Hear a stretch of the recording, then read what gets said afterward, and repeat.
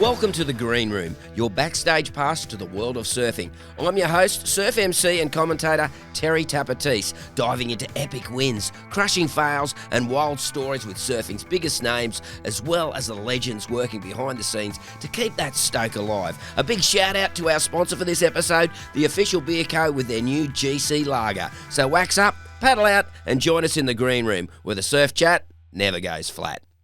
G'day folks, welcome to the Green Room. I met today's guest when I began commentating the World Tour back in the late 90s, early 2000s. It was a great time, plenty of money in the industry, women's surfing was starting to forge its own path, and I got to commentate the very first Roxy Pro at Cabarita. It was pretty cool.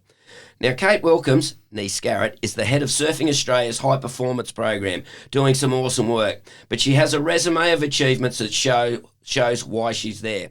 Most of all, back in the day, I clicked with this girl because she's comes from mum's hometown of Grafton, or spent time there, and Grafton girls are awesome. I'm a little bit biased there, you know. But a Charger, she won a CT at Chopu, a fixture on the World Tour, and played a big part of the movie everyone remembers, Blue Crush. She is now helping up-and-coming surfers Australia forge their way to the World Tour, but is also helping them become good people in the process. She's a mum of two boys, a wife, and a damn good person. Welcome to the Green Room, Kate Wilcomes. Thank you very much, Tappa. It's great to see you and great to be here. I know, I love it. This is one of my favourite things to do. Now, I did say you're a Grafton girl, but you didn't start at Grafton, did you? Well, I did actually. I was born at Grafton Base Hospital. See, this is why Same it's great Mum. to bring it up. Yes, yeah. No, I'm a Grafton girl through and through. But we did move for a while. My parents separated when I was around 4 or 5, and Mum came to Brisbane, and then we ended up at Lennox Head. And that was where I first kind of got the little bit of a surfing bug. But then, unfortunately, my mum passed away when I was around about 10, and we moved back to Grafton to my dad's place on a property. So then I was there till I was 18. And so, so that first, you got your first board off your mum? I did. And she wasn't a surfer. Yeah. My stepdad was actually, he just, he loved the ocean. And I think one Christmas, he and my mum decided that, because we had a bit of a Brady Bunch family. There was a few kids that they'd buy us all the surf craft. So like a secondhand board, and I think there was surf skis. There was all sorts of just contraptions for us all. But I got a surfboard. It was a Zappa. A Zappa. Wow. And we got a lesson at the surf school down at Lennox, which was in front of the pub. Which I just look back and go, how fantastic! I had a female coach. And I just remember feeling like this is incredible. I just want to do this more and more. And my stepbrother and actually Glenn Curtis was living just opposite us. And so we used to try and get out there and catch a couple of the little shories just in front of or inside of the back part of Lennox. And I got my first green wave, and then not long after that moved to Grafton, and didn't get to surf again till I was a bit older. So what were you about? So then you started. I know that my mum came from Nimboida, and she used to go to Yamba on the weekends, and I've gone, must have taken you about 8 hours to get there from Nimboida back in the day. But did you get to go to the beach very often when you were at Grafton? When I was around about 13 or 14, I can't remember exactly the Christmas holidays. It was around that age, and my dad and my stepmum, they decided we had two younger daughters, so Jessica and Emily, my sisters, and we decided to go to Yamba for just a Christmas holiday. And I was like, oh, I surf, which I just had this innately kind of confidence, I suppose, that I could. I was a boarder baby, and just took the old Zappa down to Yamba, and I was probably catching whitewash, but thought I was killing it. And then just every Christmas holiday for a couple of years, or if we went down for, I don't know, for a very rare to go down, but I'd go down a couple of times a year. And then when I was about 15, I started just kind of bugging the people at school, about having school surfing. And I think by about 16, we got school surfing. We had a couple of surfers. One of them was my uncle's friend, and he lived at Angourie, and we talked them into having a school surfing bus that would go down to Yamba. Grafton? From Grafton. That's cool. It was really cool. Myself and my mate, who was a bodyboarder, and he started surfing as well. We had about 4 or 5 of us, and we obviously talked the teachers into allowing us to have school surfing, which was pretty cool. And then I joined the Surf Life Saving Club, so that once a month I could get down and do my patrol and then surf afterwards, which was on shore. And you can stay there too, can't you? Well, my dad probably didn't really want me to stay down there. I I don't think so. understand that, yeah. I'd just go down in the morning on the bus and then come back in the afternoon. So I'd just get like once a month I'd surf. So then as I got a little bit older, my grandmother actually moved to Yamba and she was out of town, but I'd like walk from out of Whoop Whoop, or I'd get a ride with someone down and try and get down most weekends. So I was a weekend warrior kind of around year 11, 12. God, that's funny. That's where my dad's family come from, Yamba too. So my uncle's pictures in the surf club there, Tiger Teece. He's There in you there. go. So, wow, we're more connected than I thought, young lady. Now, your pathway to where you got to on the world tour, like nowadays it's pretty well set. You know, you start as a grommet, you know, then it's Queensland Junior, all that sort of thing, and you've got coaching pathways and all that, which of course you're partly responsible for as well. But how did your pathway go as a grom to get to where you were on the CT? Yeah, I suppose I just was so passionate about surfing, and I had this yearning to just get to the beach as often as I could. And I'd hear about, I don't know, you remember back in the day, Surfing New South Wales had Mick Mock was there, and it's like, don't call Mick Mock. And I joined Surfing New South Wales so that I'd get newsletters as to when the comps were on. So I did my regional titles and I got to go to state. I don't think I made Aussies. I think Really didn't make Aussies as a grom? No, because I was surfing like once a month. Oh, right. So I was basically like How just old standing up and cruising along. But so this would have been probably when I was 16. Oh, right. I remember I went and stayed with Narada Faulkner. Someone had said, hey, I think, this other girl down where regional titles was on, she like might be fine for you to stay. So that was unreal. I got to stay with her, and I was still pretty basic surfer, but I just loved it so much. And then sort of by the time I was probably 16, 17, there was a camp at Lennox Head that I'd heard about, and Lane was at that. It was the first rabbit camp, I think. It was, and I actually got to, Jodie Holmes was at the camp coaching. There was Bill Powers. There was like all these like old school guys that were coaching, and I think just even having the exposure to, there was a camp that there were girls that could attend the camp. I think I had to lie about my age to get in. It was probably under 16s or something. But I'd see those opportunities and beg my dad, and he'd be like, well, as long as you can like slash the paddocks, or you can plough this or do that for the weekend. Paddocks, you used to slash the paddocks. I used to do it all. And so he'd go, okay, you can maybe go to that one, and I'd bug him forever. So I had the pathway. I was pretty lucky. I think even you kind of made your own pathway by the sound of it. Well, I think having just the state titles and meeting other women, like Kathy Newman was around in those days. She was ripping, and there was a coach down at Coffs that I got to sort of say, can I come down and, stay and have a couple of coaching sessions. And then by the time I got a little bit older, I ended up doing Pippi Beach Classic, which was the board riders at Yamba, and so I was going down once a month for that as well. So then it was probably the frequency around 17, 18 started to be a lot more. And my you're such a surfing late improved starter, a lot. though, compared to everybody else. Yeah, but I guess I just put a lot of time in it. I really wanted it, and I got Dalberg boards, and I'd go and annoy Rod and ask him about, just so many things. And it was a good community, like Dan Ross and Jeremy Great Walters people. and just all the crew of those that era. They were surfing rings around me, but I was trying to just keep up and watch them. And I probably improved pretty quickly around that 17, 18, but I was still not going to the beach very often. So I ended up going to uni at Wollongong, and that was where I started surfing every day and really worked on my surfing. Oh, wow, down at uni. So, that is so right.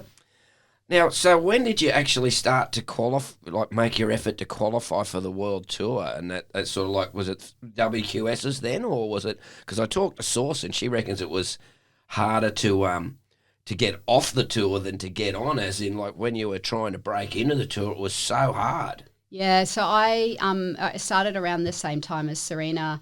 I did the ACC, so it was like the Australian Championship circuit. Yeah, that was sort of what was set up in Mont Lorraine. Yeah, which was fantastic because you got to. It was like the Pro Junior is now. You could get to do comps in WA and Bells and stuff, and so that was sort of once I finished uni, that was what I did. I did a year of that. I also went and did the university at Wollongong. Had a group of surfers that was super keen, and we actually went over to South Africa and competed in what we called the university international titles, but it was really just South Africa and Australia. But it was A good really party cool. too, I bet. And then we ended up going to after that. I was like, I know I need to improve my surfing, like my big wave surfing, and just get a bit more exposure to better waves. So I did an ACC event and spent a few months over in with the Pattersons, with Jake and Paul and the crew. They were great to kind of I was probably annoying them to show me North Point and a few of those places, but built my skills a bit more. And then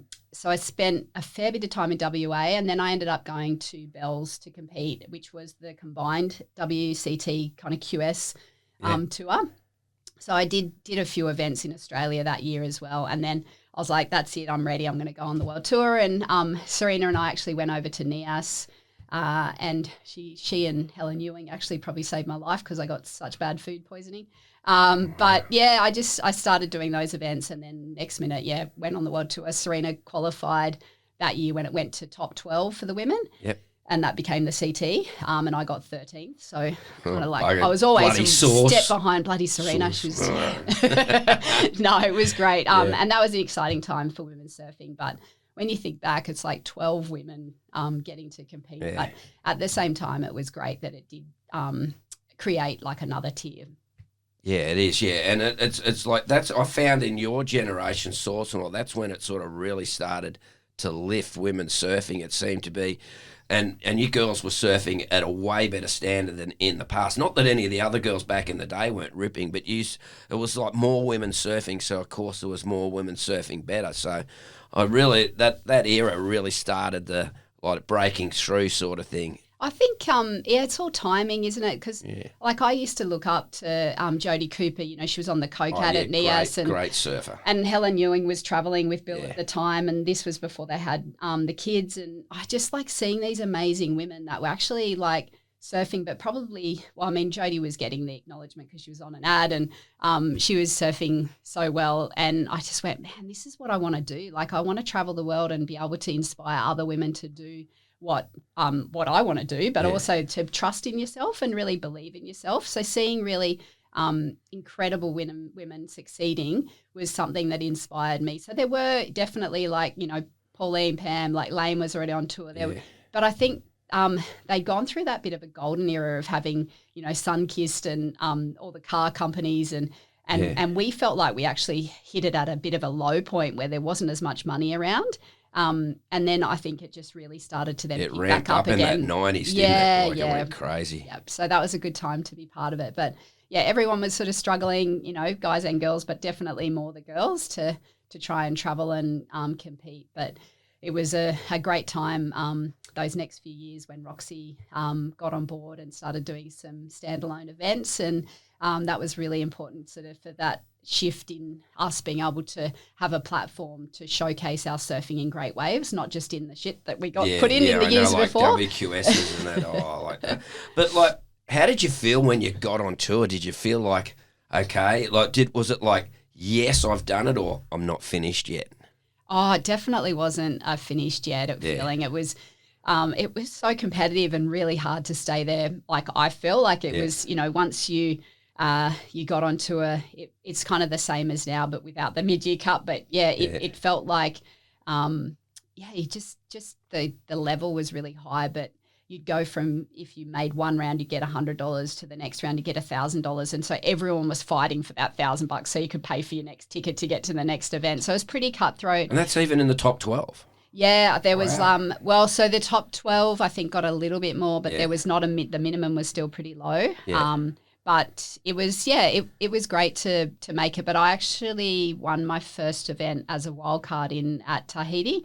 And so that was like great to be able to jump in because that was the year I got 12th, but I was the next in line. So anyone that pulled out, I'd get their spot. And so I got to sort of feel like what it was like to be on the world tour without actually making it that year. And then the next year I was on tour. Had you ever surfed Chopu before you got that wild card in and got to and won the event? So the year before, we actually did have a QS there, the Kiala one. It was the Black Pearl event. Oh, yeah. So I did get to surf it, but they actually ended up having the women over at Big Pass, I think it was, for the finals. And so, it was, we got to see the year that it was fantastic at Chopes. It was kind of like I think it was like 10 to 12 foot, and it was pretty crazy. But I hadn't surfed it a lot, but I'd say I had surfed it. Yeah. So how is it approaching that way? Because I look at it and go, you're kidding. Because Parko once said to me, I got one of the heaviest takeoff and heaviest thing, and I came out and I got a 4. Yeah. I was like, it was crazy, and I paddled really out, and it was like, I got a 4. Yeah. It's a crazy wave, and it's a very special place, and I think it's got like a bit of a formula about it that I feel like it's beautiful at 3-4 foot, and then as it just starts to get that little bit bigger, it turns into a completely different beast. And then look, I haven't surfed it when it was over 10 foot. I'm like, no, I don't think I'm quite ready for this. But I did want to try and do that. But then I ended up had an injury, and then I moved on from competing. But Kiala, led the way in that space. Oh, she mad that was charger, so that impressive. girl, isn't she? Yeah, she's like such a charger, and she really had redefined women's surfing, didn't she, with the big wave stuff? Yeah, Kiala. And I think that's the thing is you what you can see, you can believe in, and that's that cliche sort of saying is we knew that if we were able to surf in better and more challenging waves, everyone's level would rise, and that's what happened, and it was kind of sad when a few of those slabby waves got put off to it, because I think, now you're seeing the girls going, hey, we need to surf, being able to surf pipes, incredible, or going back to Sunset and a few of those waves, and back to Tahiti and Cloudbreak obviously too, which is fantastic. Well, girls like Laura Eniver would be those next girls that are inspiring people, because once Laura got off tour, and next thing, she's always was a charger, but she's such a tiny little thing, which gets me, but she'd have to be inspiring a lot of girls going wow, she's doing that, I can do that too. Oh, incredible. Yeah, she's definitely got a heart that's the size of her body. And I think just so humble, really, because what she's doing, she sort of, I don't know, she is very humble, but it's a very calculated and strategic approach as well that and she works hard. Would you have to be in those ways of consequence, don't you? You can't just go, I'm going. Yeah, there's definitely a little bit of craziness there too. Yeah, but that's it's great. She's got that passion and she knows what she wants to do, but there's a lot of calculated risk there. Now we got to bring up Blue Crush.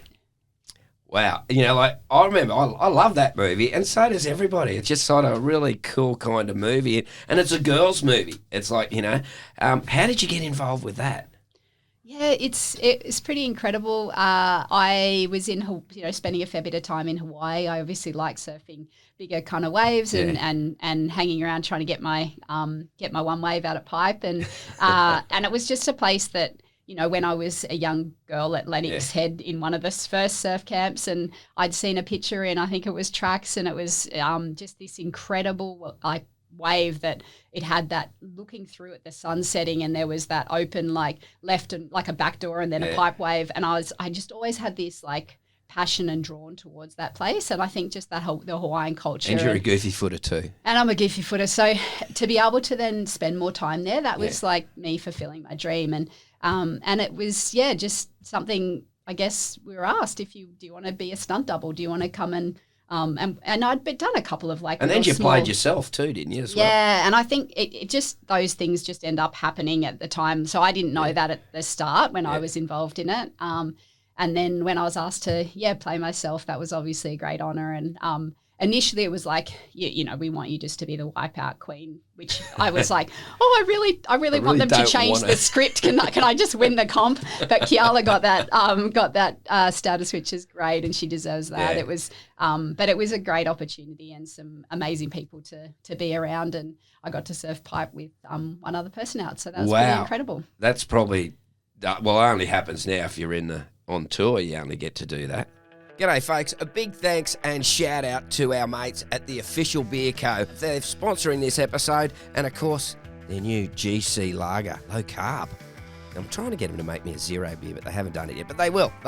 It's an easy drinking low carb beer brewed on the Gold Coast by a master brewer. So next time at your local, grab a 60, grab a cartoon, and if they haven't got it on tap at your local pub, go, why haven't you got it? Contact officialbeer.co. So next time, remember, if you're after a cold one, make it official.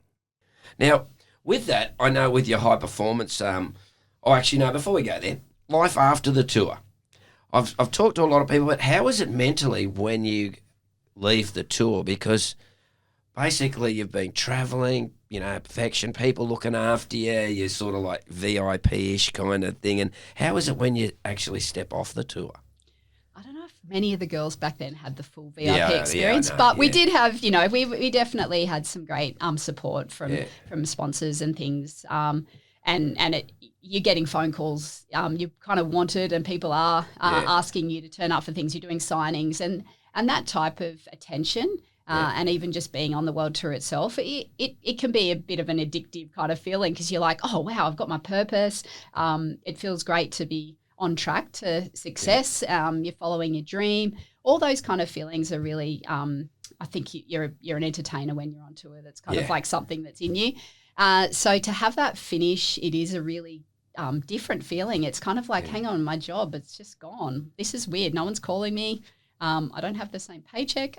It is definitely a strange feeling. And I think for me, it did end quicker than I hoped. I felt like I was in my prime. I had a pretty bad injury at Sunset, and then I tried to rehab, and it wasn't most successful rehab. And I tried to get back on tour, and it was qualifying. Just it took it out of me, grind, and didn't it? I think just I didn't have the support I needed to rehab my knee that I would have been great to do.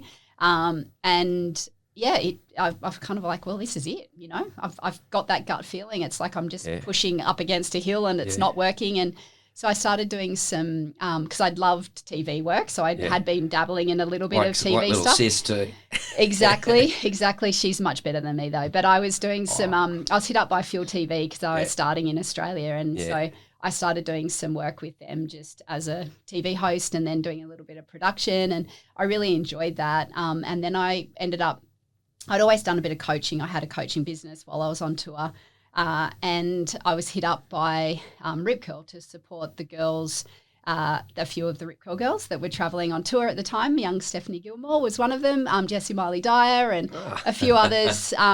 Jacqueline Silver, and it was a great team of Rip Curl girls, and it was the first time that the brands had said, "Hey, look, we actually want to really employ you to look after."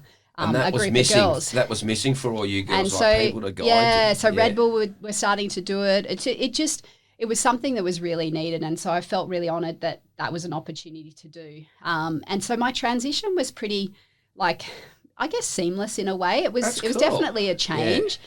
I had my degree to fall back on, and I felt pretty comfortable about that. What is your degree, by the way? Oh, I did human movement and exercise science. So it was, and I did that because I was obviously passionate about learning about how to become an athlete, but also support others in rehabilitation, and worked in cardiac rehab. So that even worked. Actually, your degree actually worked with what you did with Rip Curl as well, kind of thing. Yeah, that's all part of it. I did some more study then, and worked with the lady Jan Carton, who at the time, or around that time, started working with Mick Fanning after he had torn his hamstring. And so I did a little bit more work in that space, and felt like it was a good kind of complemented a bit of mentoring, coaching, and then a little bit of physical preparation sort of side of things. So it was great, and it was it kind of, I suppose, it helped support the transition in a way. That's cool. And Surfing Australia, how did you end up at Surfing Australia? Yeah, it's a good story. I missed out on sort of that as an athlete, like working with the teams, and because I was sort of a bit older as I started competing, I didn't represent Australia as a junior or anything, but I knew that Surfing Australia had a pretty good program for some of the say ISAs and a few of the athletes that were on the world tour, and I was actually working with occupational therapy assistant at the time. So when I had my two boys, I ended up doing some daycare, but I also went back and did some, I was working at Robina Hospital actually. And Andy King came and said hi, and he was like, we'd known each other from back in the day competing. And he's like, come on, Scars, when are you going to come back to coaching? And I was like, oh, I'm not ready. I think I'm going to do something different. And he kept asking, and they were just setting up a new talent ID program at Surfing Australia. So he twisted my arm, and I said, look, I'll go. I'd love to run the women's TID. That'd be great. And he and Clancy Dawson were running the boys TID camps. And I got into the first camp and I went, oh my gosh, this is where I belong. I want to do this. Yeah, you just went click. I said, this is it. Back to coaching, back to sharing my passion and also just the knowledge that I had. And that was probably 9 years ago or so. And young Indy Robinson was part of that group. So was Quincy. There was a lot of, Kobe and Macy and well, it's great seeing girls. some of those girls down helping out with the youngsters too, the younger ones, because they're over 18 now, I think, aren't they? I don't know. It just disappears time. But yeah, it's great to see them coming in and help as well. Now, with your high performance program, now you're in charge of that. I think it's amazing what you're doing. I had I was helping out with the just with the noise to get the scores out there with the juniors the other day, and the talent is amazing, and that program is so good. Seems like you're educating them on the whole thing, not just teach strategy and all that. It seems to be everything. Yeah, and that's the purpose of the program, is to support Australian surfers to become the world's best people and world's best surfers and people. So I think that's the part, is not just about becoming the world's best surfer, but also people. And, it takes great people and resilience and all the skills outside of the water as well as in the water to become the world's best. And so we have a fantastic team, and just really proud of everyone's approach on taking that as a really important aspect to success, and making sure that we can put things in place that support athletes throughout the whole journey, because as you mentioned, transition can be quite challenging. The ups and downs of being an athlete, the demands that you put on yourself, it's not always easy. And so having that support system that you can lean on if you have an injury, or just even building a business for a career after competing, all of those aspects, as well as obviously all of the technical and tactical stuff that you need to have as a competitive surfer. So yeah, really proud of where the program is. It's obviously we want to keep growing, but it's great to be part of that. And the women's surfing part of it, because I know most of the kids because I've commentated some since they were 10, But the women's program, I know we've got like three people that are in your program in our board riders club. Ziggy and Isla and Charlie. They're three girls from our club, and what you've been doing as well. I saw you got and your team. You've got world champions, former world champions. You've got QS warriors. You've got such a great mix of people. But taking those three girls to surf all those big waves, because I don't think you didn't actually get to compete at Pipeline, did you, at all in your career? But I suppose from your point of view, how could you imagine just rocking up to Pipe and going, okay, your heat's tomorrow, and you've never surfed that wave? That'd be something really incredible, impossible to do nearly. Yeah. And so you're getting the girls ready for that sort of thing. Yeah, and I think, like you said, we've got so much talent in Australia, and it is incredible. And just on the Gold Coast, the amount of talent is fantastic. And those three girls you mentioned, they have a lot of potential. And to be getting the support from someone like Chelsea, who has not just been a world champion, but she's a great human. She's got so much experience to pass on, and she absolutely rips. She loves a good backhand. The last trip that they went to G-Land, just to be able to have her out in the water and encouraging you to go, I think it is that same thing to see, to believe. You're hey, she's charging, and she's retired. Hang on, I've got to get better than her. So it inspires the girls to keep improving and seeing areas that they can improve too. But I think we all know as surfers, there's so much that goes into the journey of becoming world's best. It's not just to make the world tour. You've got to be great in all kinds of waves. You've got to be able to turn it on in pressure moments. You've got to be able to cope with travel. Your resilience, there's so many things that go to do that. And I think into doing it, navigating sponsorships, supporting, you've got families, family that you've got to wanting to support. You've got so many stakeholders in your group as a surfer that people are trying to support you, but also that you've got to navigate. And I think that, step by step, being able to sort of break that down when kids are younger and, tick off a few of the things of hey, you do need to work on your left slabs. You do need to work on your right points. These are the places and things that you can go and do. And having the advice from the coaches that we have in the program, it is pretty incredible. Very proud of that. Well, I've seen a lot of these kids go through, and I think this generation of kids, they're amazing. They really want it. They're dedicated. Because unlike like probably in the 2000s, there was so much money around. Like, it was like 16-year-olds were on 60,000 US a year just to go surfing. But now there's not much money there. But these kids, they work so hard and they're that dedicated and they're switched on, and they seem to be across everything nowadays. And I think, it's definitely the knowledge of what they need to work on is really important, and having that focus.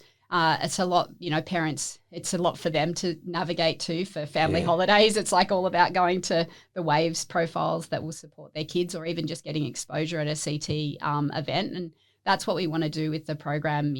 AIS are our biggest funding partner, and basically they're asking me to help the team create with the strategy to support Olympians and world champions. So over the next 2 cycles, so we have obviously LA, and then we have in Australia Brisbane Olympics, but who's going to be at those games and how do we help get them ready for that? And when you think of it in that way, it's actually a pretty small group of surfers, but we know how important it is to also support the next generation of 10 and 12-year-olds that are coming through, because, they may not be where Leihani or Loki Collins are at. Yeah.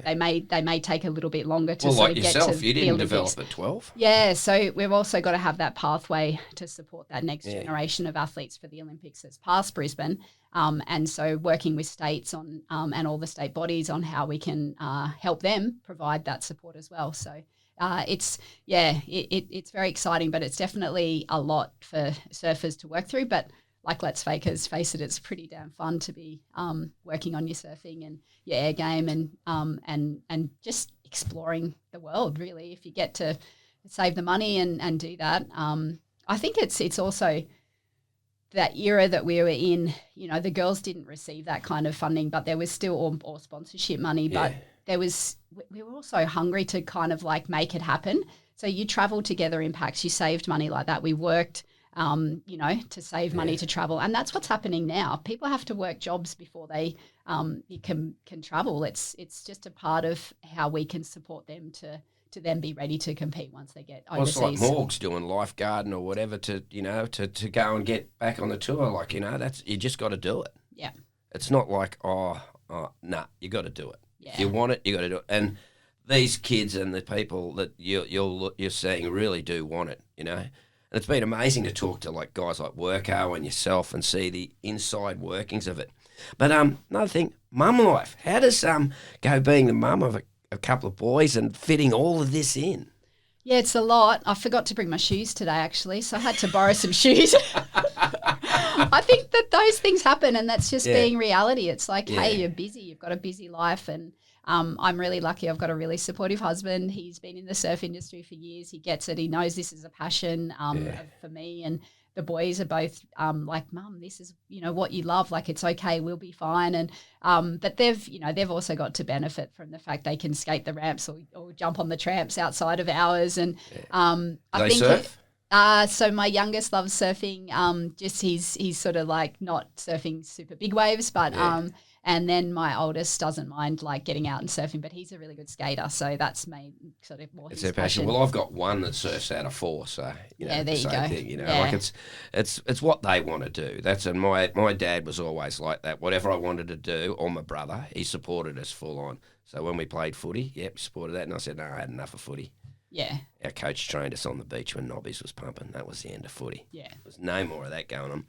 But what do you see the future of surfing going? Like, we've got the Olympics. That must have been a great boost for surfing. But where do you see surfing going in the future? Do you see it still on this same sort of system we've got now with the WSL, or do you see it going to another level somehow? Oh, look, I don't have a crystal ball, but I feel like the WSL is an amazing platform.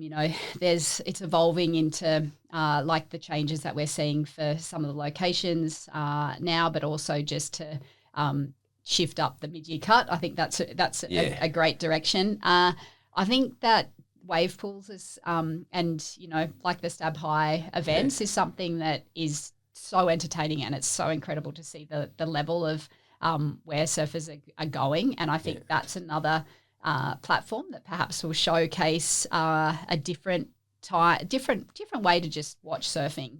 We know the time that it can be on. We know that we can watch it, on a Tuesday at 3:00. So that's unusual for surfers and for the mainstream to actually have that exposure.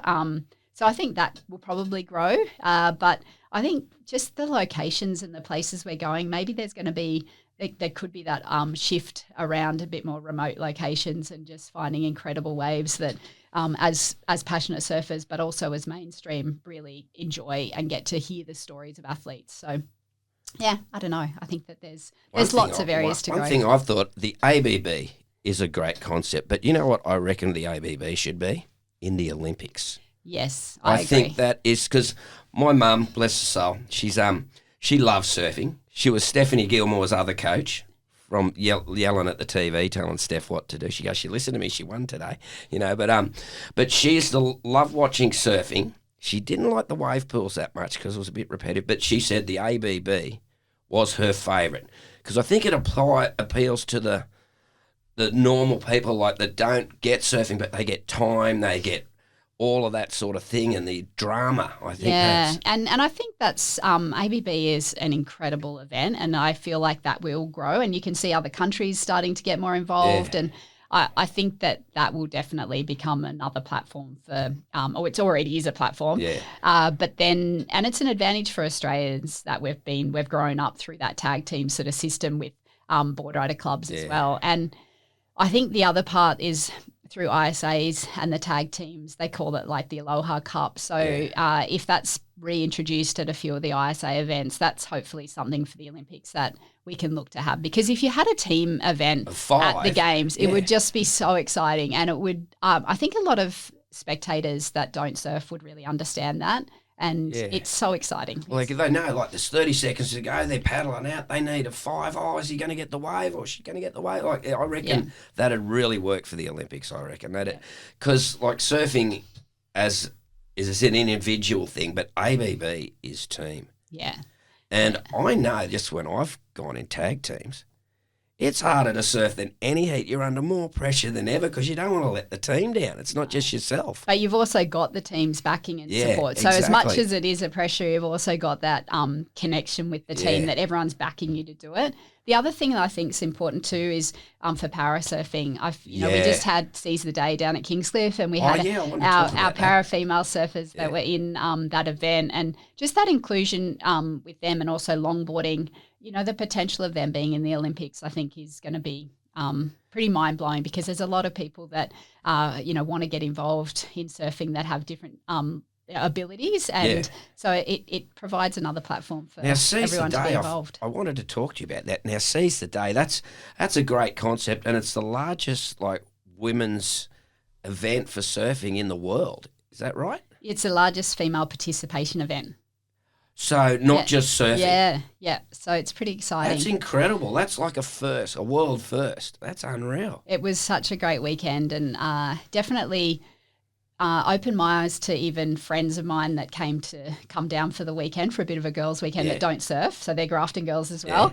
And as you know, not many people surf that are from Grafton, so especially back then. And they just loved it, just being inspired by some fantastic speakers, the workshops, the wellbeing, different workshops that were on, and the tag team. They got to have a giggle at me being in the tag team, so that provided a little bit. And did you have time to learn to surf stuff there as well for those who want to have a crack? Yeah, so Owen Wright came down as an Olympian and had a bit of a have a go day with a few grommets. There's obviously a connection too with the surf schools that are in Kingy. So there was it was from people that learning to surf all the way through to your world champions with Pam and Lane and Pauline and who else was there? It was just Wendy Botha was there as well. Oh, wow, that's cool. It was fantastic. It was I think the connection of all walks of life, with Janine Ellis, like artists, just incredible women. And I think each year it continues to grow.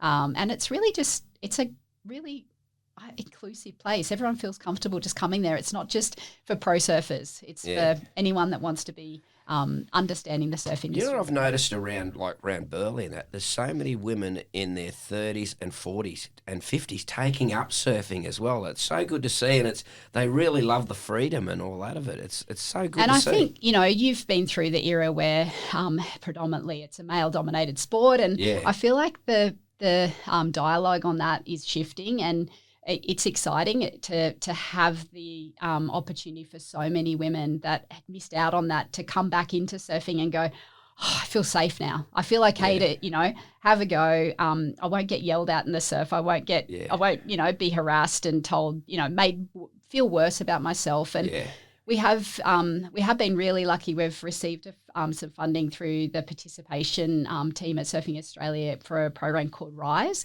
which is a women's program that the start of this week, actually, they had a camp for 40 women, and it's helping with coaching and judging and to bring that into board rider clubs across Australia. And I think that just the opportunities for women to go, oh my gosh, we can connect together, learn and inspire the next generation, but also the women that are in their 40s, 50s, 60s, 70s that want to have a go at surfing that didn't perhaps get that opportunity. So there's that. We've also got a pretty exciting announcement with another women's program that we announced. It's just a very recent one. It's for a program called Talent Unleashed, which will be a women and girls program for regional, state and a national level. And it's an incredible opportunity for that more high performance pathway, and to support the girls to have more opportunity to have coaching, and also to support the coaching pathway. So more females being able to get into coaching and the high performance pathway for them as well. So there's a lot happening in that space, and I think it's very timely because people are feeling like they want to have an opportunity now. They know where to go. Well, that's awesome because long before that the pioneer, of course, Australia's first ever world surfing champion, Phyllis O'Donnell. She broke the barrier. She was they tried to stop her surfing. Yeah, the boys did, and she fought and she fought. And I tried to drop in on her once when I was 12, and she swore at me, and I go, Dad, what was that? It's just Phyllis, mate, don't worry. But she was a real pioneer for women, and it was great to see, the plaudits that she got. But it's great to see where surfing's gone from that, from the 60s to, now what are we, 70 years on, and look at it now. And I'm a big believer that there should be either they reduce the men back to 22 or they take the women up to 32. That's what I reckon, because of the talent that we've got.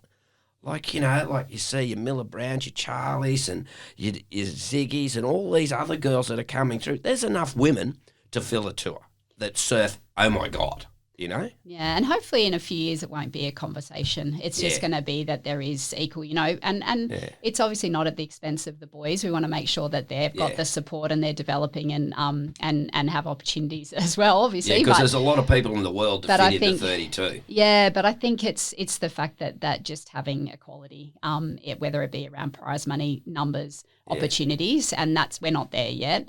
But there's a lot of the women that have paved the way from Isabel Latham to Phyllis to, the women overseas from Hawaii like Rel Sun, and there's so many incredible women across the globe that have added to this momentum that we have now and that we're seeing. And I think that it's a credit to, whether you're in a board rider club or whether you you just love watching surfing. Everyone's played a part into bringing up this new generation of girls to just feel like it's normal to be equal with the men. I think that's really cool. Hey, Kate, it's been so awesome to have you on here. Thank you for coming on The Green Room. A pleasure. Pleasure, mate. Thanks for tuning into The Green Room. Hey, folks, would you like to get your name in The Green Room podcast? Well, we are looking for sponsors, so if you want to get a sponsorship, check it out at Podfire. Lots of people can hear about your product on one of the best podcasts around The Green Room, so check it out, Podfire. Thanks for tuning into The Green Room. A big thank you to our guests for sharing their stories and insights, and Podfire for bringing this podcast to life. Don't forget to subscribe, leave a review, and share The Green Room with your friends. We'll catch you next time for more conversations with the legends of surf and beyond. Until then, catch you in the waves.